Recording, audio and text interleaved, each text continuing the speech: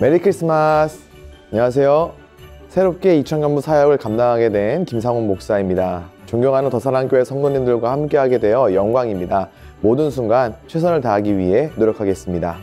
오늘은 그리스도를 보기 전에는 죽지 아니하리라는 성령의 지시를 받은 시므온의 이야기를 통해서 기대와 기다림의 예수님에 관한 이야기를 나누어 보고자 합니다. 복된 소식으로서의 예수님, 이스라엘의 진정한 구원을 가져오실 메시아 예수님은 시므온과 당시 이스라엘 백성들 뿐만이 아니라 오늘날에도 우리들에게도 기대와 기다림의 주님이 되십니다.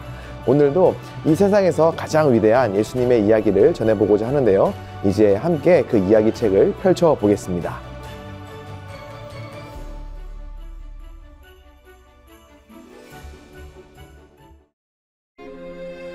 모세의 법대로 정결 예식의 날이 참에 아기를 데리고 예루살렘에 올라가니 이는 주의 율법에 쓴 바 첫 해에 처음 난 남자마다 주의 거룩한 자라 하리라 한 대로 아기를 죽게 드리고 또 주의 율법에 말씀하신 대로 산비둘기 한 쌍이나 혹은 어린 집비둘기 둘로 제사하려 함이더라.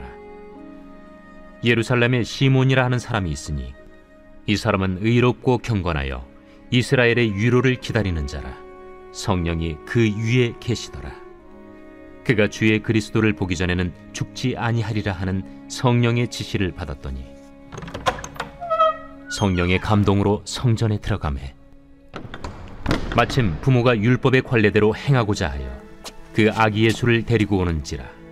시몬이 아기를 안고 하나님을 찬송하여 이르되 주제여, 이제는 말씀하신 대로 종을 평안히 놓아주시는도다.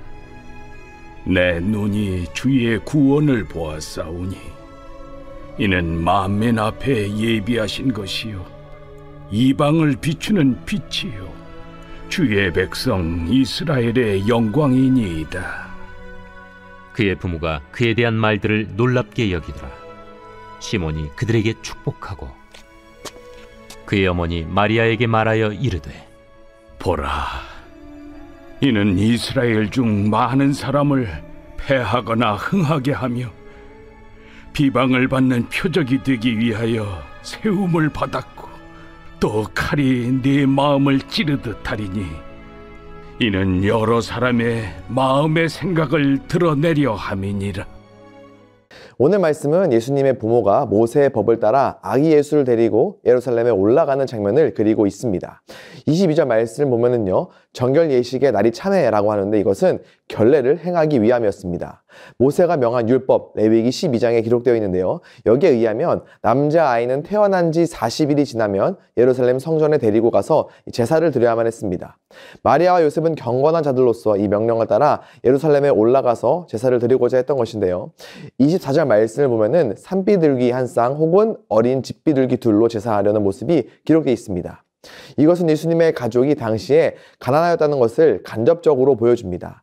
율법에 의하면 보통 번제로는 1년 된 어린 양을 취하여 드리고 속죄제로는 집비둘기나 산비둘기를 취하여 드려야 했습니다.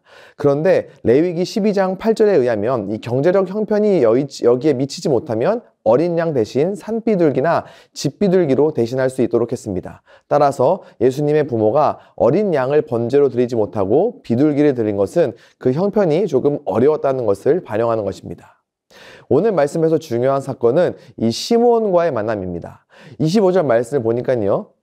이 사람은 의롭고 경건하여 이스라엘의 위로를 기다리는 자, 성령이 그 위에 계시는 자였습니다. 여기서 이스라엘의 위로라는 것은 메시아의 오심으로 말미암은 하나님의 구원과 도우심을 의미합니다. 당시 유대인들은 군사적 메시아에 대한 갈망이 있었습니다. 강력한 힘으로 로마의 압제로부터 자신들을 해방시켜줄 그런 메시아를 기다리고 있었던 것입니다. 하지만 시므온은 달랐을 것 같습니다. 물론 성경에 그가 어떠한 마음이었는지는 정확하게 기록되어 있지 않습니다. 하지만 오늘 본문과 같이 그는 성령이 그 위에 계신 사람이었습니다. 따라서 시므온은 자신이 기다리는 메시아로 인하여 이스라엘의 영적 구원, 곧 죄로부터의 구원을 기대하고 있었을 것이다. 우리는 이렇게 생각을 해볼 수가 있습니다. 바라기로는요, 이런 경건하고 바른 믿음이 우리 더사랑교회 성도님들에게도 있기를 축복합니다. 성탄절이 가까워지는 오늘 예수님께서 무엇을 위해 우리에게 오셨는지를 다시 한번 기억해 보셨으면 좋겠습니다. 주님께서는 우리의 구원을 위해 오셨습니다. 우리의 죄 문제를 해결하시기 위해 낮고 낮은 이 땅에 오셨습니다. 하늘 영광 버리고 우리와 같은 인간의 몸으로 오셨습니다. 그 오심 자체가 우리에게 가장 큰 은혜이고 복인 줄로 믿습니다. 예수님께서 왜 오셨는지 그리고 누구를 위해 오셨는지 되새기며 감사하는 우리의 오늘이 될 수 있기를 소망합니다. 26절 말씀을 보면은요, 시므온이 주의 그리스도를 보기 전에는 죽지 아니라는 이 성령의 지시를 받았다고 합니다. 여기서 자세히 보아야 할 것은 시므온 자신이 그리스도가 보고 싶어서 죽지 않겠다는 어떤 각오를 한 것이 아니죠. 내가 그리스도를 보기 전에는 절대로 죽지 않겠다라고 결정을 한 것도 아니었습니다. 전적인 성령의 역사였습니다. 다시 말해서 성령께서 시므온에게 어떠한 미션을, 사명을 주신 것입니다. 어떠한 사명이었을까요? 이어지는 장면을 보면 알 수 있습니다. 결례를 행하기 위해 예루살렘 성전으로 들어오는 예수님의 부모를 만난 시므온은 오랫동안 기다렸다는 듯이 아기 예수를 안고 하나님을 찬양합니다. 29절부터 32절 말씀인데요. 주제요, 이제는 말씀하신 대로 종을 평안히 놓아주시는도다. 내 눈이 주의 구원을 보았사오니 이는 만민 앞에 예비하신 것이요 이방을 비추는 빛이요 주의 백성 이스라엘의 영광이니이다. 늙고 고달픈 몸을 이끌고 살아가는 시므온에게 주어진 사명은 바로 이 땅에 오신 메시아를 눈으로 보고 증거하는 것이었습니다. 성령에 의해 계시를 받은 시므온이 예수 그리스도를 증거하는 것이 바로 하나님의 목적이었습니다. 이 사명으로 인해 시므온은 죽지도 못하고 힘든 나날을 보내고 있었으나 이제는 메시아를 보았으니 평안히 죽을 수 있게 되었다는 것이죠. 이런 시므온의 모습은 우리에게 도전을 주기에 충분합니다. 우리도 예수 그리스도를 증거해야 합니다. 이 복음을, 복된 소식을 선포하고 증거할 수 있어야 합니다. 오늘 말씀에서 우리는 이 증거와 선포의 정당성을 찾을 수 있습니다. 시므온은 아기 예수님에 대해 30절 말씀과 같이 주의 구원을 보았다고 합니다. 당시 예수님은 비록 아기의 모습이었지만 만민을 위한 하나님의 구원이셨습니다. 그리고 시므온은 예수님에 대해서 설명합니다. 31절 그리고 32절에서 각각 만민 앞에 예배하신 것, 그리고 이방을 비추는 빛, 이스라엘의 영광, 이렇게 표현을 합니다. 예수님은 하나님께서 오래전부터 예비하신 좋은 소식이십니다. 하나님을 알지 못하고 흑암 가운데 있는 사람들을 비추는 빛이십니다.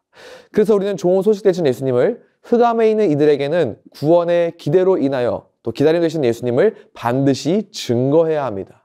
물론 쉽지 않은 일입니다. 34절 그리고 35절 말씀은 아기 예수에 대한 시므온의 예언인데요. 이 내용을 보면 예수님의 오심은 모든 사람에게 다 복이 되는 것은 아니다 믿고 영접하는 자에게는 구원이고 영생이지만 그렇지 않은 자들에게는 심판이기 때문이다라는 것을 우리가 알게 됩니다. 우리가 잘 아는 것처럼 예수님은 그 삶의 과정에서 많은 유대인들의 반대를 경험하셨고 심지어 그로 인하여 죽기까지 하였습니다. 믿는 우리들에게는 좋은 소식이지만 거절하는 이들에게는 결코 반갑지 않은, 그래서 복음을 증거하고 선포함이 우리에게도 결코 쉬운 일은 아닙니다. 하지만 그럼에도 우리는 선포해야 합니다. 우리가 예수님을 알기 때문입니다. 우리가 예수님을 보았기 때문입니다. 오늘 말씀의 시므온을 통해 우리는 하나님께 받은 사명을 이루기 위해 전심전력을 다하는 경건한 신앙인의 모습을 보게 됩니다. 이 모습이 우리의 모습이 되어야 할 줄로 믿습니다. 복음을 기다리고 있는 영혼들에게, 구원을 기대하고 있는 이들에게 기대와 기다림 되시는 예수 그리스도를 증거하고 선포하는 삶, 성탄을 맞이하여 아기 예수의 탄생을 축하하고 기뻐하며 동시에 다시 한번 우리에게 주어진 사명을 기억하며 열심을 낼 수 있기를 우리 주 예수 그리스도의 이름으로 간절히 축원합니다. 함께 기도 제목을 읽고 이 기도를 하나님 앞에 올려드리겠습니다.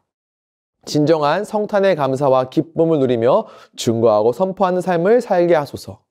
예수님을 기대하며 기다리는 이들에게 담대히 나아갈 수 있는 상황과 환경을 열어주시고 용기를 허락하소서. 소외된 이웃들을 위해 중보하며 예수님과 같이 함께 울어주며 기꺼이 손을 내밀어주는 더 사랑의 교회 성도가 되게 하소서. 함께 기도하시겠습니다.